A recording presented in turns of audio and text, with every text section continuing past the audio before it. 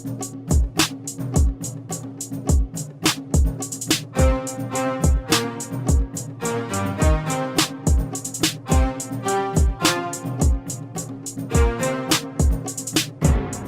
listening to Rookie Pirate Radio, the official anime and manga podcast for InBetweenDrafts.com. I'm John Negroni. And I'm Travis Hymas. And today we're going to do a manga recap of One Piece chapter 1104, titled Thank You, Daddy. And Travis, thank you for agreeing to record this recap a bit earlier than we have been lately. Oh, I was super eager. I was on you about, like, when are we going to record this? Because, hoo boy, is it a chapter. Well, I know the listeners know you as Kid Thunder, and Thunder usually comes after Lightning, so they don't expect this stuff to come out on time. But as usual, we're going to be discussing spoilers for the One Piece manga up until this chapter. So if you have not yet read chapter 1104, be sure to do so now for free on the Viz website or the Shonen Jump app, which both are linked in the show notes as always. And remember, all new One Piece chapters are available to read for free up to 3 weeks after their official release, or whenever you want if you're subscribed to Shonen Jump, which we are and do recommend. Now, Travis, before we get into the things, I know that you have been text messaging me every single day being like, John, you know, I understand that you've been watching some new anime lately and you want to talk about them. You've been catching up with the 100 girlfriends who really, really, really, really love you. You have been watching the new Solo Leveling anime, and I know you're a big fan of the light novels. I'm just reading your text messages out loud at this point. And of course, you binged all of our Dating Story, The Experienced You and Inexperienced Me, among other things. And you want to throw all this stuff into some kind of forum, community service thing. And then I had to be like, Travis, you're the one who forgot we have a Discord this week, didn't you? So I had to remind you. It was a bit embarrassing. Yeah, it was just a little bit. I was like, how did you even get my number so we could have this conversation? But then you got me. Then you remembered that because you are, of course, Kid Thunder and legally recognized in the United States, that your phone number isn't everybody's phone automatically. It's like U2 and the iPhone. Oh, yeah, exactly. Just check right now as you're listening to this. You'll see it. Mm. But Travis, since, you know, you just got refreshed, maybe a good way for you to remember for next time, so you don't forget about the details of the Discord, you could sort of talk it out now with the listeners, so that next time you won't forget so easily. Oh, you know, it does help with memory to say it out loud. So what you reminded me so graciously, John, is we do have a Discord server tied to In Between Drafts, and you could check the link out for that Discord in the show notes. It's right there, I promise.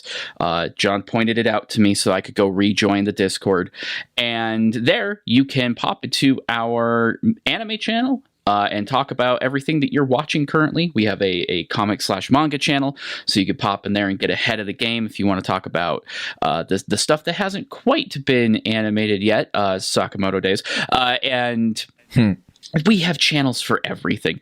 Television, movies, music, games, you name it. You could pop in, have a conversation with us, the other editors and writers at In Between Drafts, and just kind of have a good time. And of course, for you One Piece heads, we do have a spoilers channel, so you can jump in there and discuss this episode that we are about to record with us and tell us everything that we got wrong. Yeah, I mean, our goal is to treat Discord as better Twitter, because we can't really use Twitter anymore. So there you go.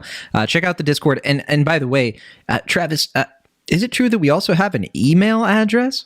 You know, I think we do. I'm going to scroll back through our text messages here. I think you even I'm surprised you didn't delete it. Here it is. Here it is. I do still have it. It's rookiepirateradio@gmail.com. Oh, you know what? That makes sense. It's the name of the show. It is the name of the show. The producer is saying, don't ask Travis to repeat the name of the email. People get it. So, Travis, I think what he's trying to say, Rookie D Pirate, our producer, what's that email again? It's rookiepirateradio@gmail.com. And I would remind our producer who calls the shots around here. Ka-chow. With that all out of the way, all the busyness, all the housework, all the chores, I think it's time we talk about this new One Piece chapter. Let's see, too, if we have time for an anime check-in. I'd like to pick something at this point. And Jujutsu Kaisen Season 2, that's coming. It's coming. Listen, listeners, you're my special. And so, there you go. Let's do these main beats. Let's go. For chapter 1104, okay, so we have a reader request. We see Sanji serving some food to a mouse couple, one of whom is proposing. It's very cute. I think it's a bit of salt in the face of Kuma, who never got to propose to Ginny, but, you know, what are you going to do? I feel like all romance in One Piece going forward is going to be like that. I mean, that was his choice, in fairness. I won't blame Sanji for this. I think he would have come around eventually. All right, so the chapter really begins right where 1103 finished off, with Kuma literally in the air with his fist steadily getting closer to Saturn. And we get some brief shots of Kuma's backstory all the way through Bonney's birth. We don't see everything, but we see some of the good stuff. And it's apparently the slowest punch since that King dude in Dressrosa, because Saturn weirdly has enough time while this is happening to whine and complain at Vegapunk and ask him, how is this happening? So Saturn reveals right then, actually, that a few days after Kuma was saved by the revolutionaries during the reverie, Saturn pressed Kuma's self-destruct switch.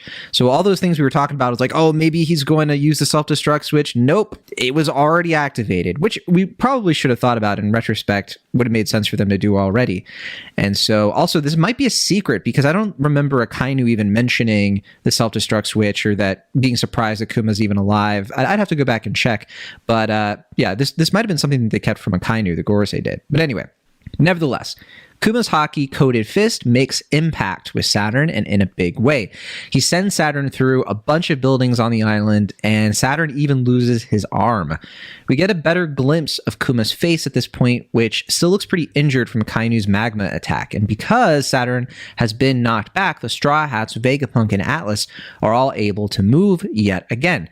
And Vegapunk thinks to himself, how is this possible? Because he kind of says, like, in the end, I didn't even install a self-destruct switch. He sneakily attached a total shutdown switch.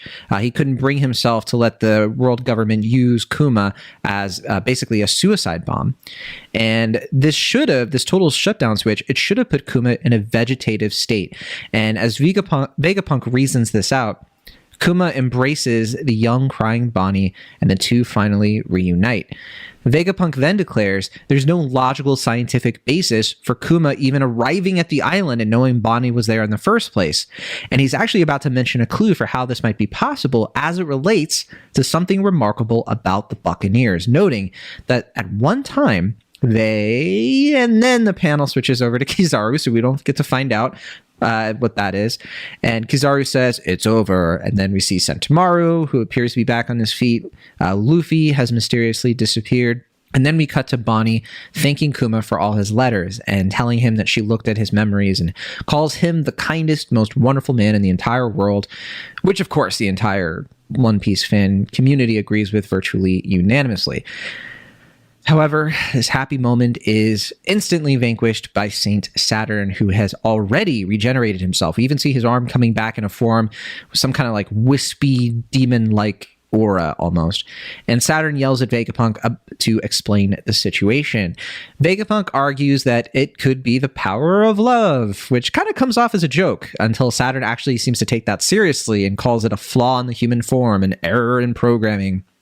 And he resolves to kill everyone there. He starts with an attack at Kuma and Bonney, but Sanji blocks it as Franky uses his radical beam to blast a hole in Saturn's body. We do see Kizaru get up, though, remarking on how the Straw Hats have developed, they've grown, and he sends a brutal attack toward Franky, one that sends him back quite a ways, possibly knocking him out. This might be the most severe attack we've seen used against Franky in quite a while, quite honestly. Bonney has returned to her adult form at this point. She asks Atlas and Vegapunk to carry Kuma away to the Labo phase because he is not moving. And Kizaru tells Saturn it's time to finally end all of this, as Vegapunk calls Kizaru a sad man. Vegapunk is channeling Travis Hymas at this point. And he even says, like, have you no heart? Kizaru, very dramatic. Kizaru, somewhat surprisingly, starts crying through his glasses, and just then we see that a Buster Call has been activated, which I am sure Robin is about to brush off. The weak smile. Been there, done that. So it looks like the Marines are about to bombard Egghead and make it the next O'Hara, as heavily foreshadowed. The chapter finishes with a close-up of Saturn commenting, and I gotta read this word for word, those who study the secrets of the world, those who possess the blood of a lost people, those who have awakened an ancient god, this island is full of inconvenient people, who must be eradicated. No break next week. And Travis, I am starting to think that the whole calling Robin a devil child thing, projection. It's projection. Of course. Yeah, of course it was. It is funny that he's referring to Vegapunk there, though you are correct. Robin is there as well, so he's not wrong. There's a lot of inconvenient people all on this island for some reason. Yes, the stakes are high, and clearly, I think it's well within the Marines, because this is what I want to start with. I think it's within the Marines' sort of sociopathy in this regard, that Saturn's just going to blow up the whole island. He won't care if the vice admirals die. I think to him, it's going to be worth it. I think he knows that Kizaru will be able to escape. But I feel like the attack on the island could happen at any moment. But do you think that it is going to be a sort of a delay of like, get the Marines out? Or do you think it's just going to start happening like in the next chapter or two? This is where it's going to be kind of tricky, because it's not just that there's a Buster Call that's been initiated. It's that the scale of this Buster Call is basically guaranteed to be significantly worse than anything we've ever seen before. We're talking about literally 10 times the number of ships. This is why. Yeah. This is why all the way back, Oda made it clear that we had a hard, firm number on just how many battleships were outside the island. This was always coming. I think we may have even, suggested something like this at some point. And I think it's a pretty clear progression of things now that the situation just keeps getting worse. And, the Buster Call on Ohara took time to complete, right? That's kind of our frame of reference, our best frame of reference, that and Eni's Lobby. But I would say Ohara is probably a good comparison for this. That was still enough time for everything that happens in Robin's flashback to happen, and also for everything that we know happened during that flashback that wasn't privy to us beforehand, and even to have something existing after, right? So there was enough time to get all the books into the water. There was enough left over to salvage those books. Saul survived it being frozen, we know now. There was enough time for people to get 2 boats. That does not seem plausible with that much more firepower. You know what I mean? So this may be a question of how much exactly is time, how much time is actually passing. You brought up the Kuma punch, right? Yeah. It seems to be the slowest thing in the world. And I was going to do a joke about time dilation, like it was just so powerful of a punch. And we should talk about that more in depth, but that time just dilates. But I do wonder, how fast can Saturn move exactly? Is this going to be a thing where he just magic circle teleports away again? Or at this point, I'm genuinely questioning how this even works. Same here. Something has to happen to either delay or impact things. I've seen it suggested that Gear 5th Luffy could just repel all of the cannonballs, which is, I guess, hypothetically possible. I think the scale of that is more than his body can handle, because because something is possible does not mean it is good. And we know that Gear 5th is particularly taxing on his body. Even using it a little bit kind of leaves him completely drained for at least a little bit of time, right? So I don't think that's a feasible play. There's no way. I think this really does just play more into the reality that this doesn't end well for somebody. Yeah. I think it's just a bit cool. There's obviously something very symbolic about the Marines, the world government, trying to destroy the future, the future island, the future in general. And I think what'll end up happening, I mean, what I see coming is the island gets destroyed. What happens. But obviously they're going to blame it on the Straw Hats. They're going to say that it was Straw Hat Luffy who blew up the island, and it's going to increase his bounty. And the Straw Hats are going to become more infamous for something they didn't even do. We know the score. We know how this manga works. Yeah, we know, right? We've technically flashed forwarded already to indicate that there will be some sort of grand report. They do refer to it as an incident, so that would put it more closely in line with Ohara again. And yeah, I mean, this definitely is going to be either good or bad for Luffy's reputation, depending on how you look at the bounty poster. But, I still don't think Vegapunk makes it out of here, for example. Do you think the government's going to take credit for killing Vegapunk? No. Why do that when you have a convenient Emperor of the Sea to blame that on? And Morgans is already playing along with it. Right, and we know that Dragon's code seems to be a little bit more narrow than you would originally think. He was pretty ticked at the idea that Sabo might have killed Cobra. I wonder what his reaction would be to hearing that Luffy killed a friend of his. I mean, he probably wouldn't believe it, but that would. I assume that to be the story that will happen. Well, and Kuma too. If Kuma dies in the next. However, let's talk about Kuma. He apparently has some other hidden ability. Why not? It's Kuma. The guy can apparently just do anything. Something seems to have overwritten his programming. I know we've talked about it a couple times in terms of, is it just his will, or is he, has he been able to sort of overcome the lack of a will and it's been replaced with something else? But the idea of this total shutdown switch, I mean, that amplifies that even further. That really suggests that this isn't just a person with a very powerful kind of aura of humanity to him, but also there's something kind of ancient and mystical happening here behind the scenes almost. And I gotta wonder if Oda is setting this up because he either wants Kuma to witness Nika, which we haven't seen that payoff. It looks like the battle might be shifting to another location with some players at least. But at the same time, we don't know if Luffy is even going to stay in this fight. He might have just been captured by Blackbeard. It's kind of hard to tell. Yeah, I guess we'll talk about Luffy in a second, but back to the big mystery, right? I think we've all been trained pretty well by Oda at this point to use will as kind of a shorthand for this, especially since, again, this is a hockey punch.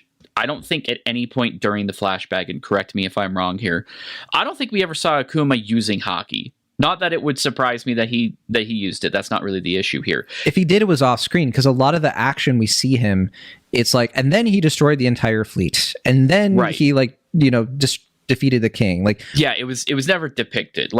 Is Kuma a hockey user? Sure, I'm not going to debate that. That only makes sense because he's existed in the New World for so long. But that he closed fist hockey punches, that has to be some form of willpower, just because that's literally what hockey is ultimately. So we've been kind of trained to acknowledge that, address it.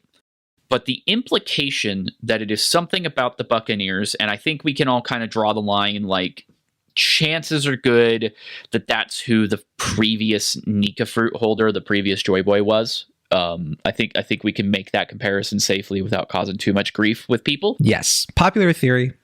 I think it's a solid explanation. It's a good way to connect the dots here.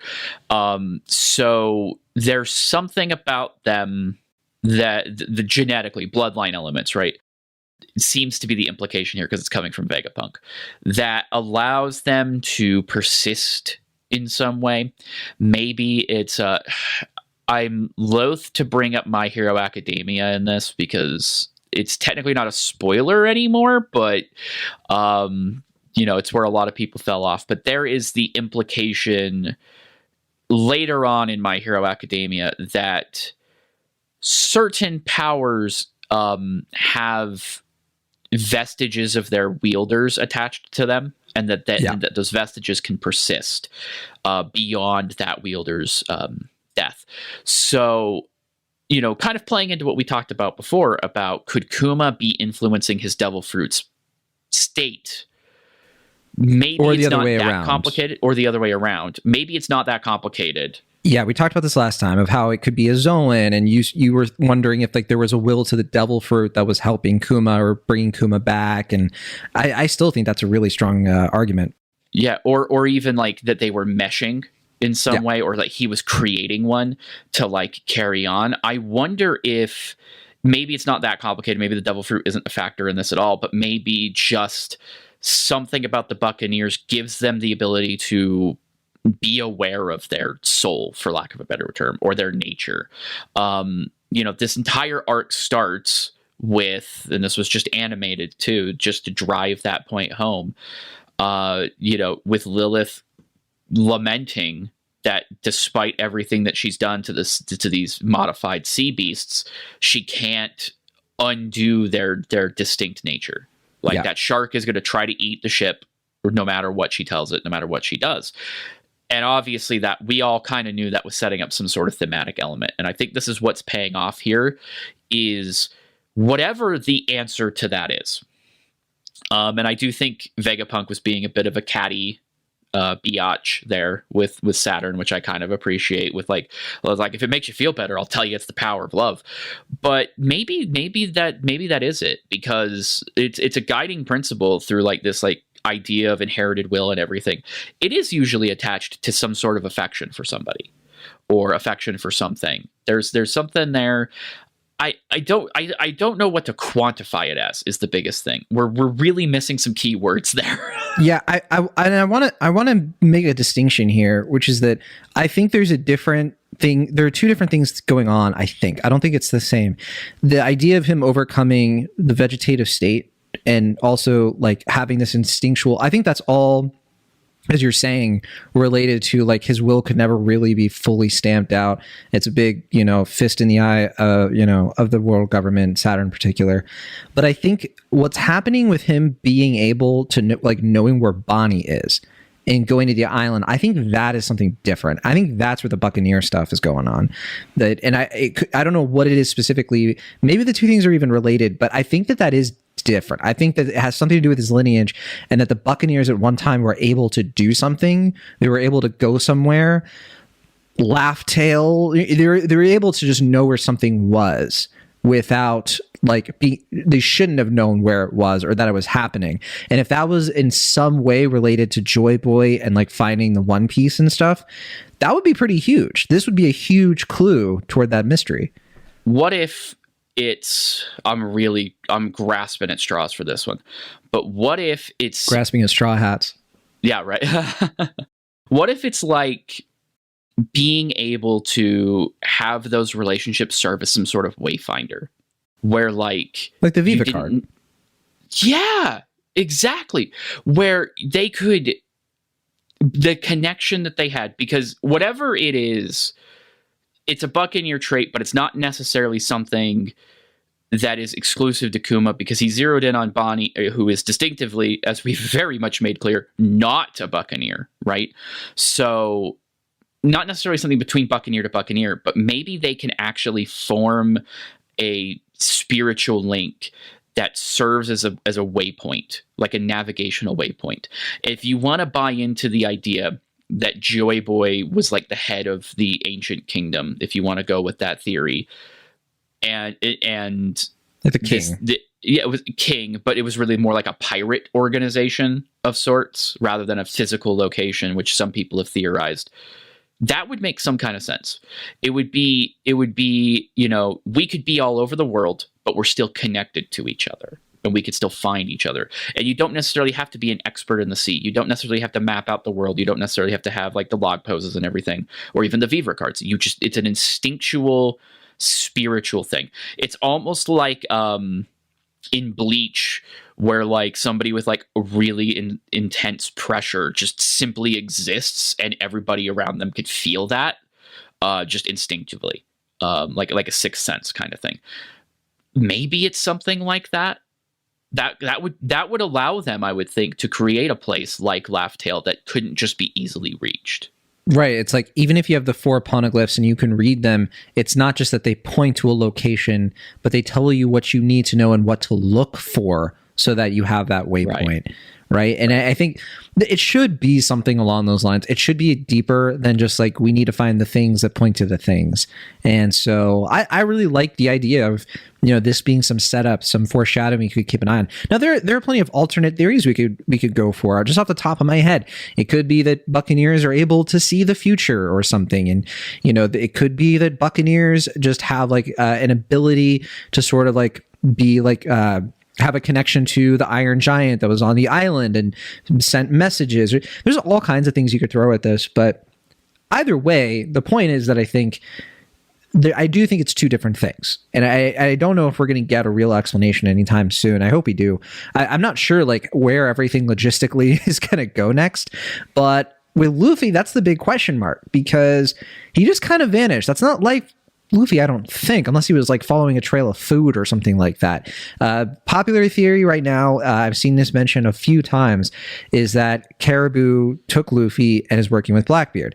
Very popular theory, makes plenty of sense. We know Blackbeard has two people on the island, probably just Katarina Devon and Lafitte. And if they're working with Caribou, that's a pretty easy operation to pull off. If they were just waiting this whole time, it would be so easy for Katarina Devon to disguise herself as like a vice admiral or something like that. There's any number of things could be happening with that. And the alternate takes, though, do you think it could be something else? Because taking Luffy out of the action would be huge. It would go in line with something we talked about way long ago in this arc about Luffy being captured at some point and being separated from the main action again. Yeah, so when I floated that, I kind of floated that idea as more of a willing kind of situation where like Luffy consciously turns himself in to diffuse the situation, kind of showing his growth as a leader. Because the main issue that I have with this particular theory that like Luffy's been captured or anything, I like it on paper because I think separating Luffy from the rest of the crew and forcing us to kind of do a reverse impel down where like we follow the crew instead of Luffy is a fun idea and would address something that a lot of people have had concerns about, which is that it's kind of become the Luffy and his guest stars show for a while now, and the crew doesn't necessarily get to shine too much, which is not the case in this chapter, by the way, but, just in general. Oh, yeah. And, there's some logic to that, but I also feel like nothing against Zoro or Sanji or the really capable members of the Straw Hats, but they're kind of screwed if Luffy is off the board right now. They're kind of screwed. I don't see a good way out of this situation without kind of the reality warping options that Luffy offers. Not just from a Gear 5th perspective, but just like Luffy is too lucky to die. We've seen that happen too many times for this to not be basically a critical plot thing. So taking that off the board severely ups the stakes in a way that I don't know works necessarily. There could be some other things that are going on, though. This we're still waiting for the hologram thing to pay off, for example. It's possible he hasn't been moved at all. For example, it's possible he's being obscured. It's possible that he is setting up a counterattack. The idea that Luffy would just be like, the man loves food, I get that and everything, and he's an idiot.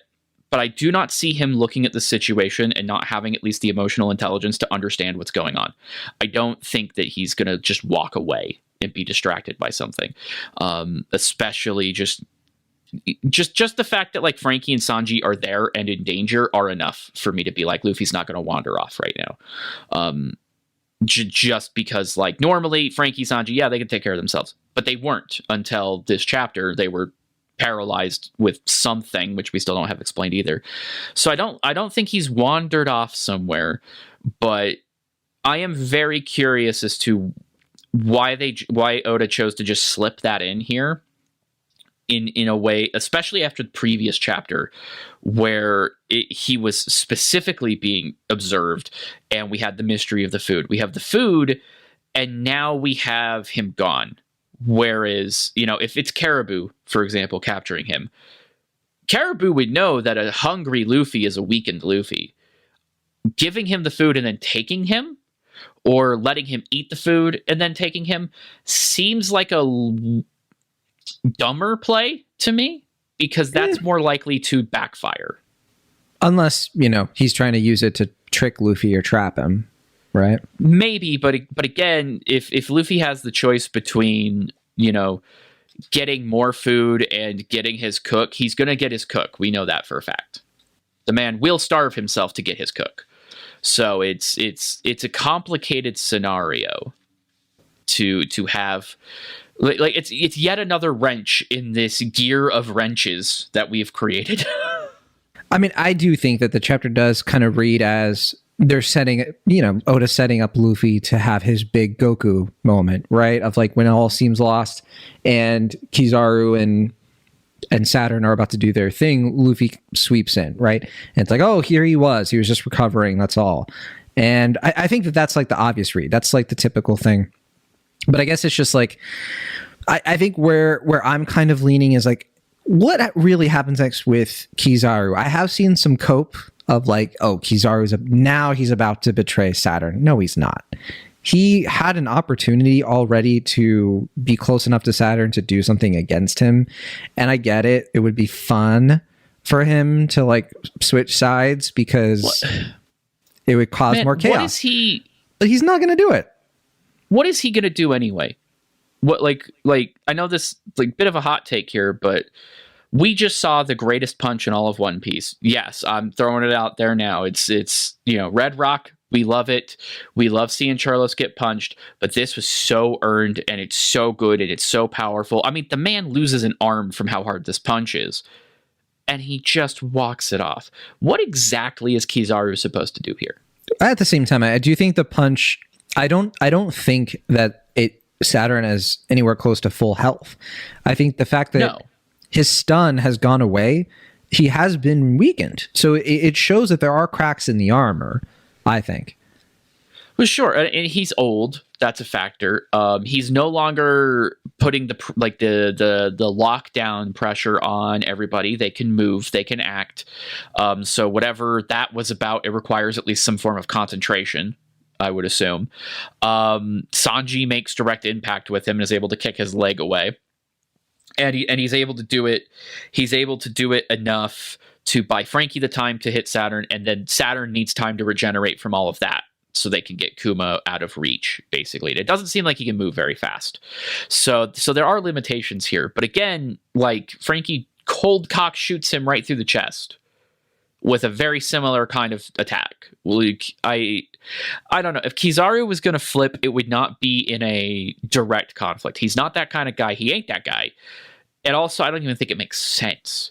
If he's our food, if he's our waiter in this situation, I think it's still a smoker situation kind of thing where it's like, I'm not your buddy guy, but like, this is only going to get worse if I don't let you do your thing. I have a few comments here. Snickers Snack says maybe damage by conquerors or color of conqueror. I can never say it right. Maybe it can counter Saturn's regeneration. Hockey is still the key. So there's an idea that Kuma's punch could have negated or done some damage to Saturn's ability to do his stun. And that would maybe sort of imply that it is based on something either devil fruit or devil fruit related. I mean, it's one of Kaido's last words, right? Hockey is the most important thing. It's the key to this still. That's kind of how we power balance Luffy too, right? Like, Gear 5th is not the end all be all for this. I'm curious if we're going to see Zoro and Rob Lucci, like if we're going to check in on that fight soon. So, because if we're going back up to the Labo phase, that would be an opportunity to kind of get caught up with that. And I was going to mention this earlier. I think that we are sort of seeing a situation where now it's like the end of whole cake. We're just trying to escape at this point, and we have all the players with us. Luffy, where are you? Get in the car. We got to go. But if there is a sort of situation where like, Zoro, let's go, jump into the car. We could see this just being like an all-out chase scene where Kizaru and Saturn are trying to catch them, but they're able to like hold them off or do certain things. Maybe it could even be set up as like the satellites one by one sacrifice themselves or something along those lines of like, I'll hold them off as long as I can, and then each one dies until we get to the point where the Iron Giant can replace Vega Force 1 and help the Sunny escape. So that's one thing that could happen next. I think that would require Franky to be up on his feet. Maybe General Franky, switches into gear. I don't think he has General Franky with him, but who knows? He could show up somehow. Well, yeah, the General Franky was the backup plan, right? In the event of the Vega Force anyway. So that makes sense. Yeah, so we have a situation. I mean, General Franky's not big enough, but it's fine. We got stuff. We got stuff cooking. There's cola in the canisters. Yeah, and to that point, I'm so glad to see Franky doing a thing. Like what a cool way to bring the Straw Hats back into focus here, by having Sanji and Franky go to toes with a Gorosei. Like, yeah, yes, Kuma struck him, and that's a really big deal, but so did they. Like, they've committed a graver offense than Luffy at this point. This is a comment from Ignitia. Ignitia said, "I wonder if the Sky Island portion of Egghead is able to detach from the Blue Sea Island portion. That would be interesting to see the punk records floating high in the sky." That's interesting. I mean, it would be a way to sort of preserve the laboratory and have like a reason to keep the story going, I guess. But then I could see that being a situation of like, how does Luffy get separated from the action, but the Straw Hats also are able to escape? Not a bad thought of how that could work out. I know we still have the whole thing where Vegapunk wants to, have a link that connects. Speaking of things that connects people's like information and knowledge and stuff, that's Vegapunk's dream, isn't it? Yeah, and it's kind of curious that they've decided to destroy all of this, right? Like, before it was, we need to get this, this, and this, and then kill Vegapunk. And Saturn's just said, burn it down now, which is very interesting. Yeah. He doesn't care at this point. The Mother Flame, I guess, is no longer... How does he explain that to Emu? Yeah. How does he explain it to the other Gorosei? I think the other Gorosei are a bit more... I guess they would understand his reasoning because they're also not afraid to take those kind of decisive actions. But like Emu is very clearly specifically interested only in that weapon. Yeah. Well, not only, but you know what I mean. But, I mean, definitely there's a fascination there. Toddler-like fascination, some would claim. But yeah, no, that's interesting. I kind of like that idea. Takahanga said... I don't think that they will fight here. It seems too early to end one of the 5 elders. I mean, do you think it's too early for like Saturn to die? I think that's why my chase scene thought is more likely of like, this is not the end of Saturn. I think that this is sort of just like a precursor. But I know we've gone back and forth a little bit on this of like, Kuma could kill him, or that could, we've had enough setup where it's feasible to see one of the 5 elders go down. We are in the final saga. What do you think? Yeah, I guess that's kind of the question is like, what's our pace supposed to be after this? Because the general expectation has been we get out of here, whatever happens, happens. But then we go to Elbaf. And I feel like if a Gorosei member dies here, presumably at the hand of the captain of the Straw Hat Pirates, I don't think it's that easy anymore. I don't think that like you just go to the next island and do another arc. Yeah. And maybe that's the point. Maybe we're done doing that because it is the final saga, but maybe we're not. I don't know. It's kind of hard to get a read on. I do feel like, despite the fact that these are characters that we've more or less kind of known for a very, very long time, this is the most we've ever gotten off of them to work with. This is genuinely the first time that any of them have made any kind of drastic personal action, and I can't help but want to see more of that. At the same time, there's 5 of them.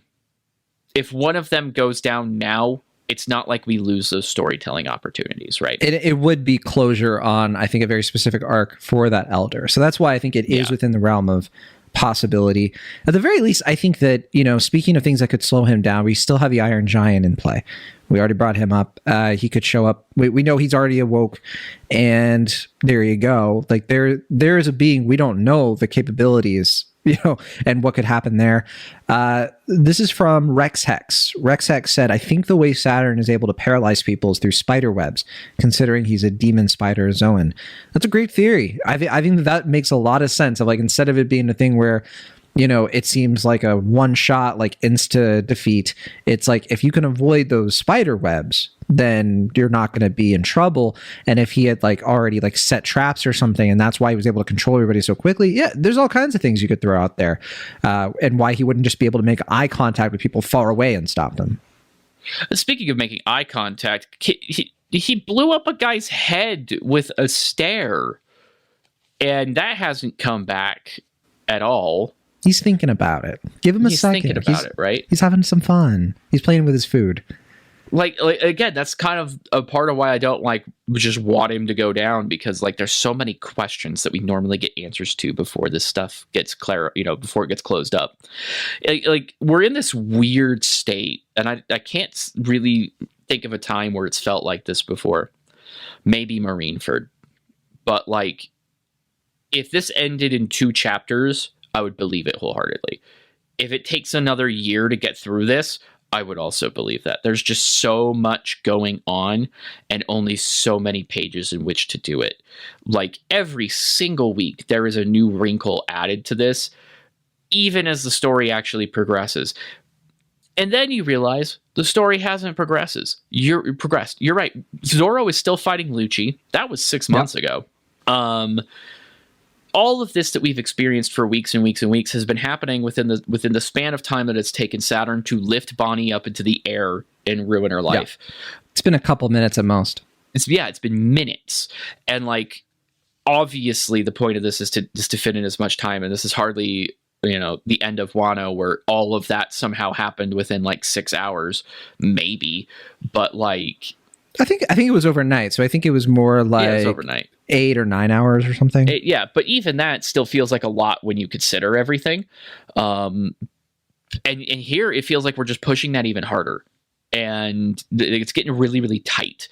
So do we just get off of Egghead, deal with the mysteries later? Do we resolve everything, cut it really close?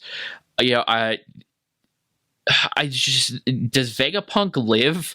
Like, it's still kind of the big question hovering over all of this, I think, is he's kind of acting like he's gonna still get out of here. Like, he's really sassy this week, which is fun. But is he just that confident that he's going to get out of here? Because I'm not that confident. And again, this is going to be the fastest Buster Call on record. How do we make this all work? Yeah. Okay. Oh boy.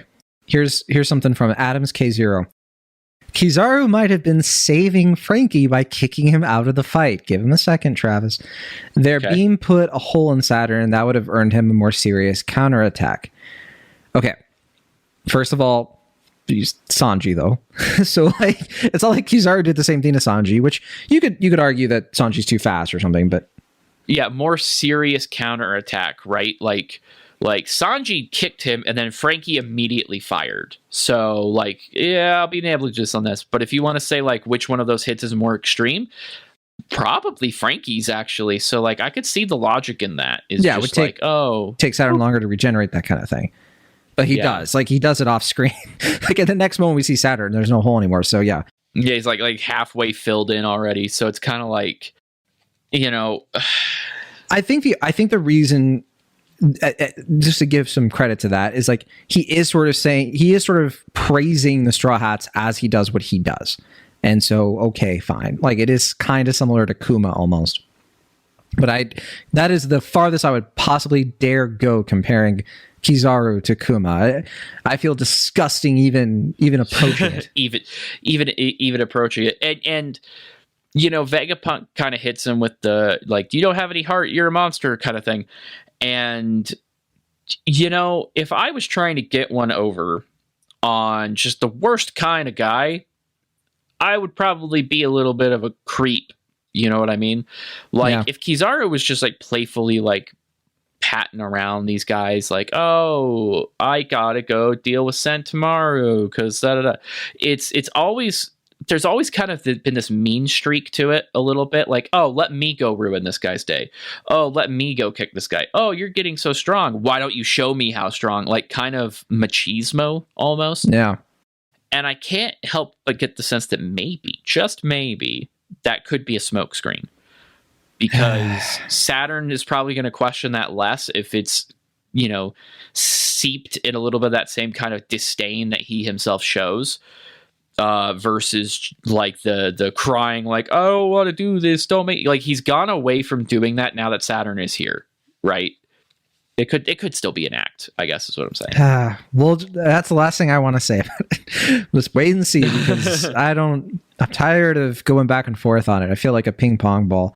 I mean, we've talked about everybody kind of likes the admirals at this point, so they want to give them ways to like turn heel and not be cops anymore.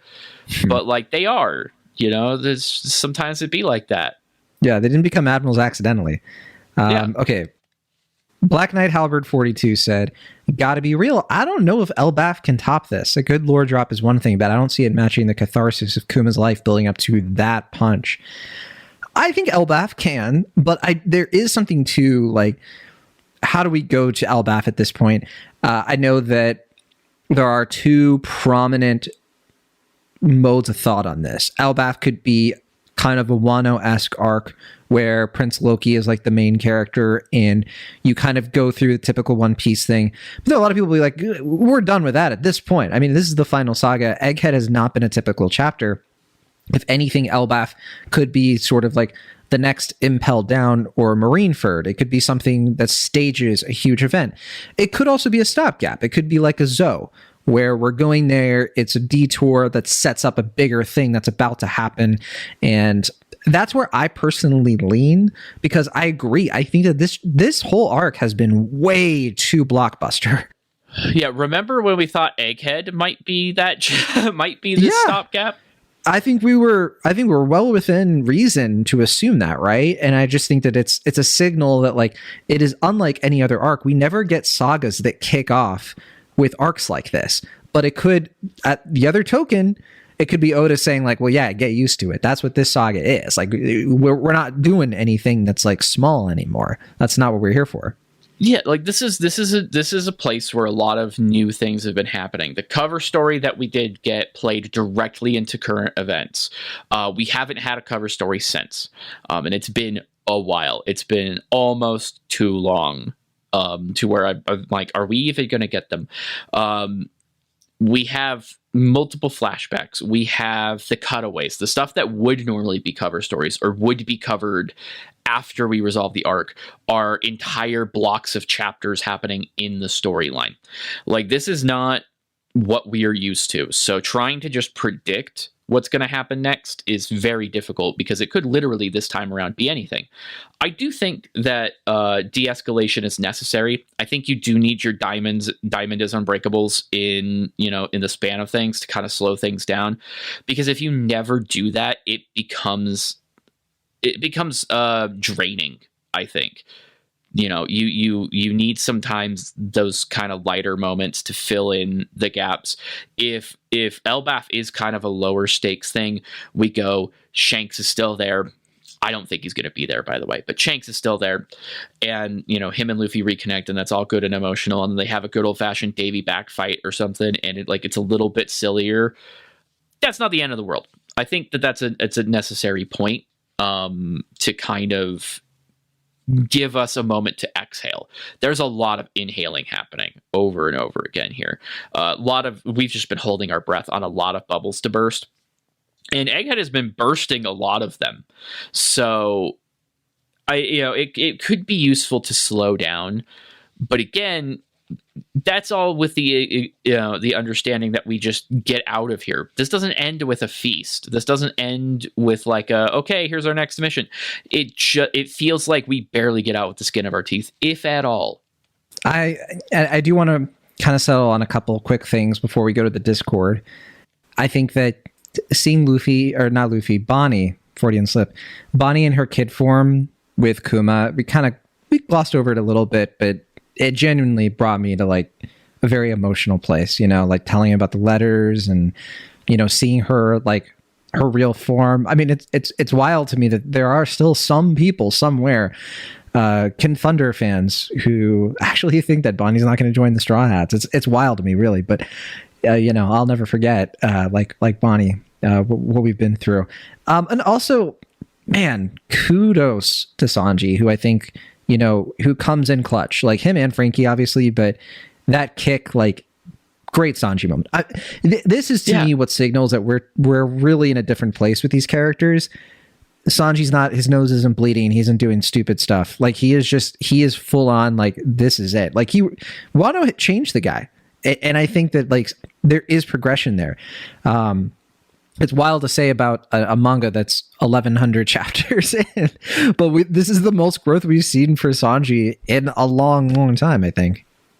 Yeah, he's definitely matured. I think a lot of them have matured. This is one of those things where, like, a lot of people are like, oh, the Straw Hats don't really get centered in these stories. And that's true. Most of the time they don't, because, like, their progression has to be way more gradual. It's almost glacial in its speed. As these characters, but they are growing, they are changing.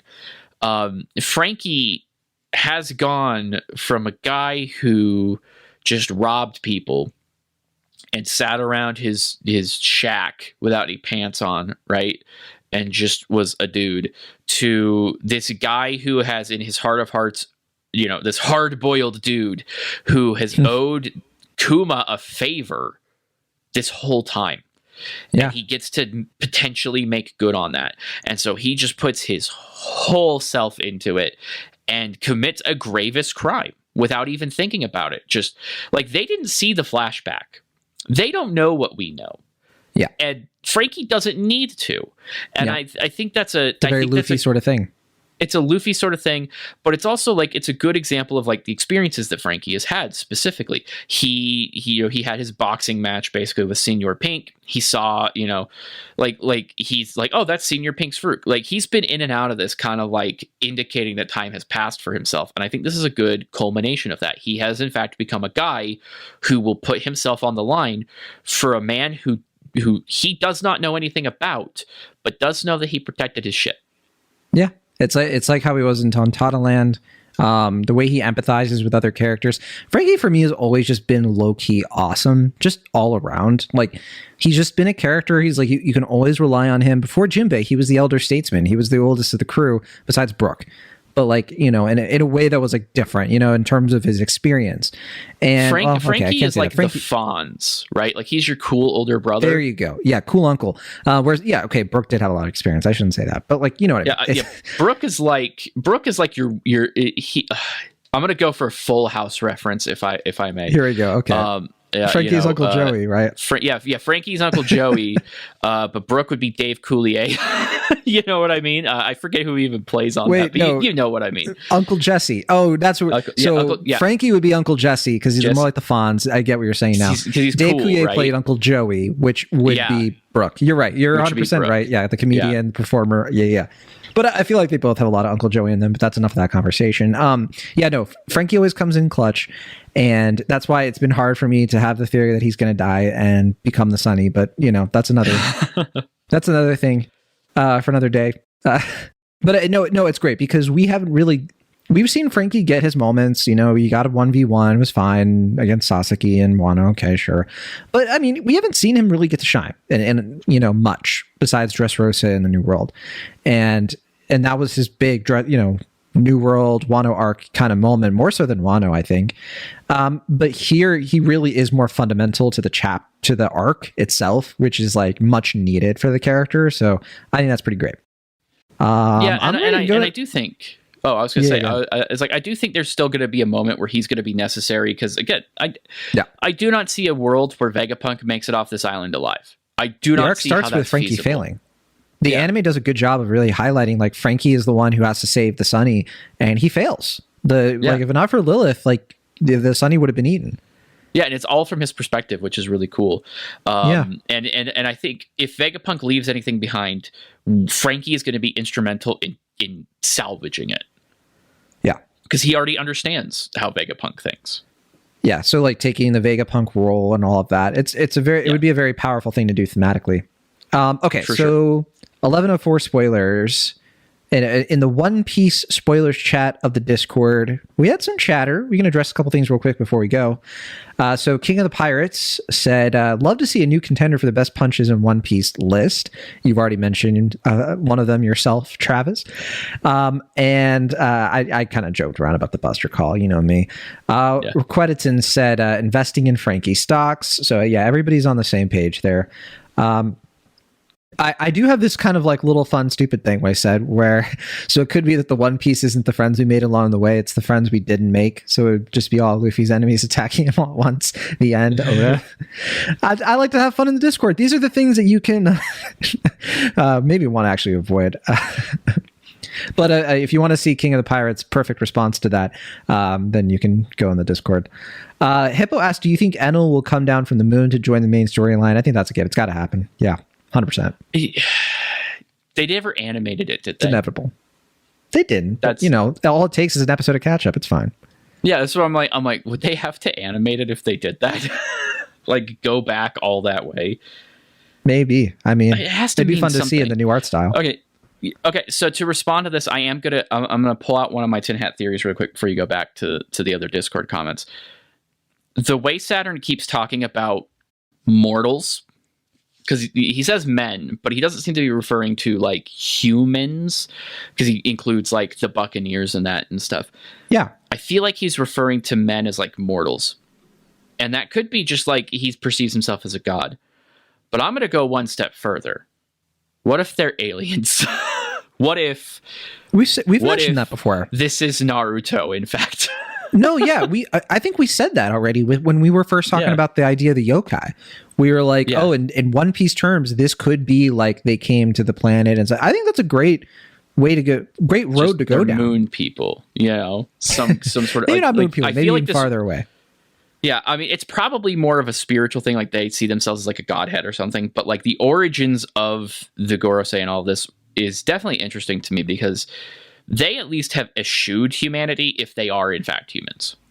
If One Piece is an alien invasion story all along, I mean, that's the best joke possible for Oda, isn't it? I mean, if it's moon people again, man, I don't know if I can handle another one of these just being it's moon people. Because boy howdy, if I had a nickel for every time that happened, I'd have 2 nickels, not counting One Piece. Have fun guessing which one of the other ones that is.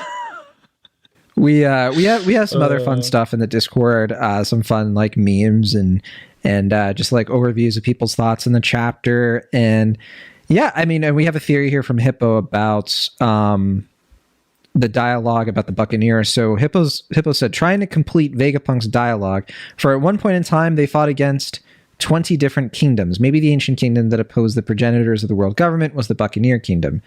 Yeah, I think that's a pretty strong like theory there. I think that it does seem to be that the Buccaneers, but we also have the Will of D, the people who hate the enemies of the gods. I think that there is like a convalescence happening there of like these characters and creatures and all that stuff. Yeah, the only thing that I would have about this is I wouldn't want it to be specifically just like one race of people, if that makes sense. I don't think it would be, but you know. Yeah, I think it would be more like I like the idea of a pirate kingdom. Not necessarily a pirate island like full of lead, but like a pirate kingdom, a kingdom of like freedom, hypothetically. Like Libertaria, right? Like what Henry Avery tried to do in real life. Which sounds like something Oda would pull from eventually, right? Like, well, it genuinely, like, that's what Skypiea looks like. Skypiea a lot is like fashion, its art style, its environment, the jungles.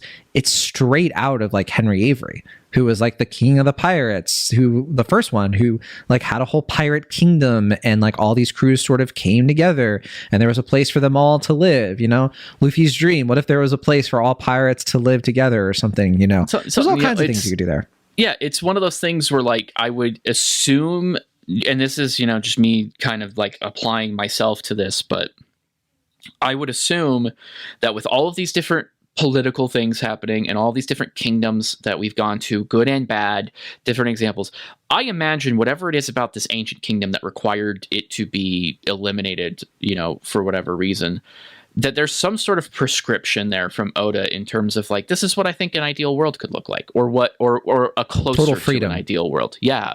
Yeah. Jaya is a good foreshadowing of that, because it's like where all the pirates kind of like meet up and hang out. Yeah. Yeah, exactly. I feel like it's plausible.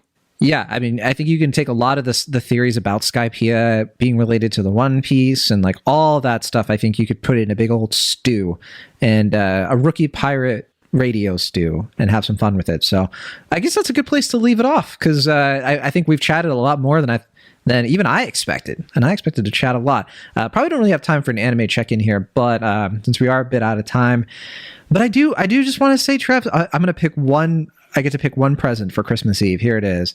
Okay, here we go. Our dating story, The Experienced You and Inexperienced Me. All 12 episodes you can binge on Crunchyroll. It's my latest obsession. It's the latest anime that I love more than people. I loved it so much, and it frustrates me to no end, Travis, because when I finished the anime, I was like, time to read the light novels, because I knew it was based on light novels. Oh, the light novels haven't been translated into English past where the anime leaves off. Oh, okay, fine. Well, I'll go to the manga. I'll go to the manga hasn't even reached the anime. The anime is past the manga. I went through a dark time when I realized all this. You're caught up. I'm completely caught up. Well, here's the thing. I might be able to read the original Japanese light novels because those are out there. The problem, of course, being my Japanese, I don't know if it's good enough to really like keep track. It might be too difficult, but never say never. And solo leveling is great. The end. That's it. That's all I got. Yeah, my only check-in is I finally saw The Boy and the Heron the other night. Finally got around to not my favorite Miyazaki, but well, I had to go see it in the dub because of just who I was seeing it with. And sorry to hear that.